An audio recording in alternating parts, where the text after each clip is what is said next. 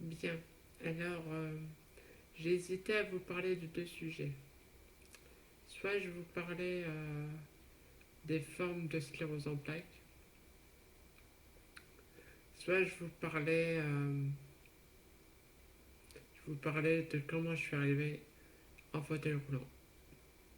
Donc, je pense que je peux peut-être faire les deux.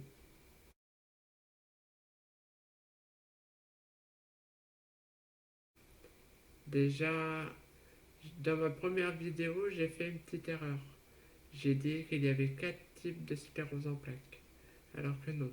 Il y a trois types de sclérose en plaques.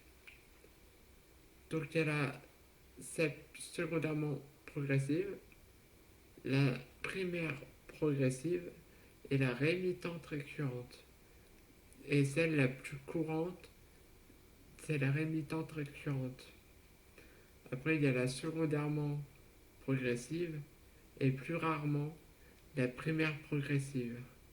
Et moi, je suis atteinte de celle-ci, de cette dernière, donc de la primaire progressive. Alors, comme je vous disais, je suis atteinte donc de la forme qui est un peu plus rare, donc de la primaire progressive. Donc elle existe sous deux formes, comme la secondaire et comme la rémitante récurrente. Elle existe soit sur un format progressif, régulier et rapide, soit sur un forme de la même structure, mais avec ce que l'on appelle des poussées. Alors des poussées, moi je ne peux pas vraiment vous expliquer ce que c'est parce que je n'en ai jamais eu. Ou alors j'en ai eu, mais sans me rendre compte. Bref. Donc moi, donc voilà, j'ai la forme pas la plus gentille.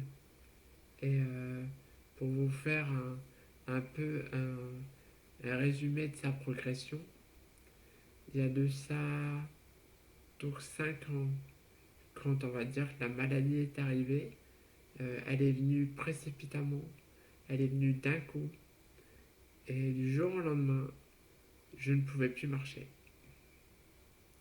Ouais, ça a été dur. Je vous dis pas que le moral, il en a pris un sacré coup.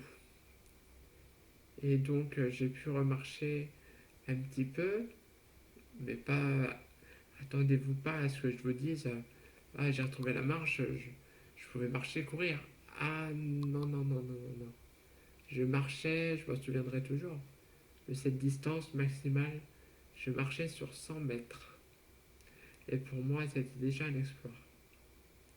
Puis petit à petit, sur les deux, les 2, 3 années qui ont suivi, jusqu'à aujourd'hui, j'ai tout perdu.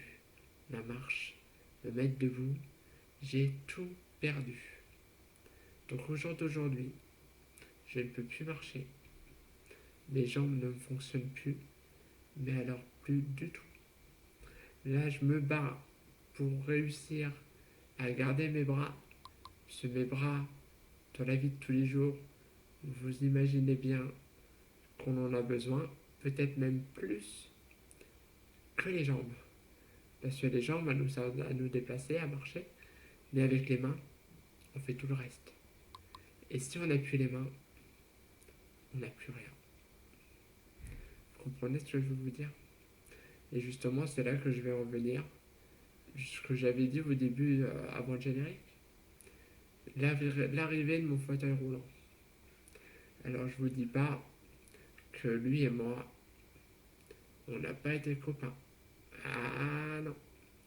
J'ai eu une période de déni. Parce que du jour au lendemain, vous marchiez. Et là, vous vous retrouvez dans un fauteuil roulant. Merde! Tu te dis, putain, qu'est-ce qui se passe? Alors au début, tu te dis oui, mais c'est peut-être un manque de force musculaire. Tu sais pas, en fait, tu te poses des questions. Et pour toi, dans ta tête, le fauteuil roulant, c'est que passager. Ça ne peut être que passager. Sauf quand tu rentres dans ce qu'on appelle dans une phase de déni. le déni du fauteuil roulant. J'étais en plein dedans. Le fauteuil roulant, moi, je n'en voulais pas. Alors qu'aujourd'hui, heureusement qu'il est là, mais je n'en voulais pas. Pourquoi je n'en voulais pas? Parce que je voulais remarcher. Mon seul but, c'était d'avoir mes jambes. Je ne voulais pas entendre parler d'un fauteuil roulant. Et voilà, tu prends une grosse claque dans la gueule en te disant, bah, le fauteuil roulant, tu l'as pour la vie. Donc j'ai mis du temps. J'ai vraiment mis du temps à me dire que bah, ce fauteuil roulant, il va falloir que j'en fasse un ami. Parce que lui et moi, maintenant, on ne forme qu'un. Et encore, je ne vous ai pas dit le pire. Parce que j'ai commencé dans un fauteuil, dans ce qu'on appelle à double main courante. Donc double main courante, ça veut dire qu'on peut le manœuvrer avec les bras. Avec les bras, on se balade, tout ça. On peut y aller à la force des mains.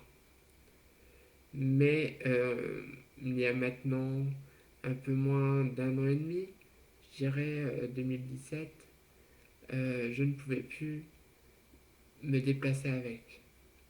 Avec le fauteuil, ce fauteuil-là, je ne pouvais plus. J'avais plus la force dans les mains pour pouvoir me déplacer avec. Je ne pouvais que me déplacer en fauteuil roulant électrique. Ça veut dire que c'est lui qui m'emmène. Je le conduis, mais il est mes jambes, il est mes bras. En fait, il fait tout à ma place. C'est juste moi qui le conduis. Sauf que, bah, pour le coup, c'est dur. C'est dur parce que, vu que je suis tout le temps en fauteuil électrique, je peux plus me transférer. Ça veut dire plus me transférer que c'est plus moi qui me mets au lit. C'est à l'aide d'une tierce personne.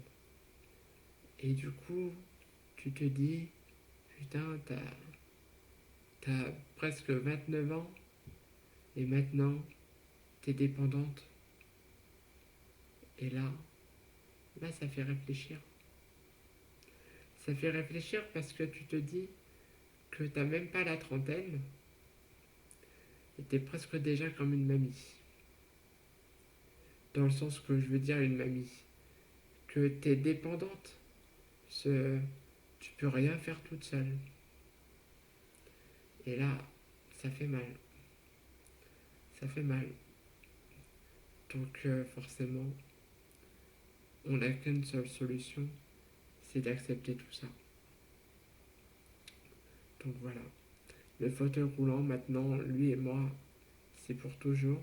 Je sais qu'il n'y aura pas un retour comme avant, parce que dans la primaire progressive, ce qui est perdu, c'est perdu pour toujours.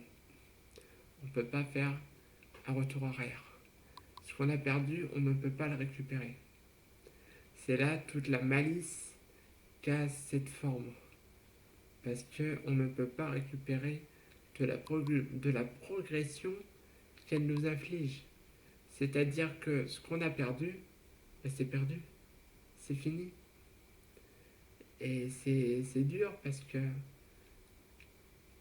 on n'a pas le choix. Et c'est pour ça qu'on est obligé de se battre. On se bat tout le temps pour garder le plus possible notre autonomie. Parce l'autonomie, c'est tout ce qui nous reste. Et il faut garder ses acquis. Et du coup, je fais le plus possible. Je sors toute seule. J'essaye d'y aller toute seule. Faire mes courses. Faire mes petites promenades. Toute seule. Je sors toute seule. Parce qu'au moins, ça me prouve à moi-même que je peux le faire toute seule. Et du coup, ça me valorise. Donc voilà. Je pense que j'ai dit un peu tout ce que je voulais vous dire, tout ce qui me tenait à cœur pour l'instant. Donc voilà. Je pense que j'ai tout dit. Je je reparlerai peut-être de tout ça. Pour l'instant, donc voilà, ça c'était donc l'introduction sur les types de sclérose en plaques, sur ma forme à moi et sur le fauteuil roulant. Que maintenant, bah, c'est mon copain, ou en tout cas ma copine, enfin bref, un ami, et qu'il faut prendre soin. Allez, je vous dis à bientôt dans la prochaine vidéo et je pense que je parlerai de la fatigue parce que c'est important, ça fait partie de la sclérose en plaques. Une fatigue qui nous tient tous les jours, peut-être un peu plus que d'autres jours, mais qui s'accroche. Donc je pense que je parlerai de ça la prochaine fois. Allez, je vous dis à très vite. Salut.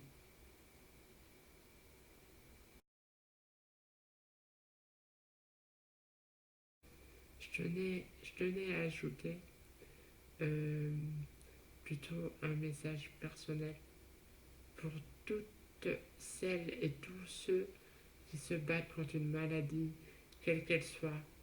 Tout ce que je leur souhaite, c'est qu'elles gardent le courage, qu'elles soient courageuses et courageux, et de se dire, on ne lâche rien.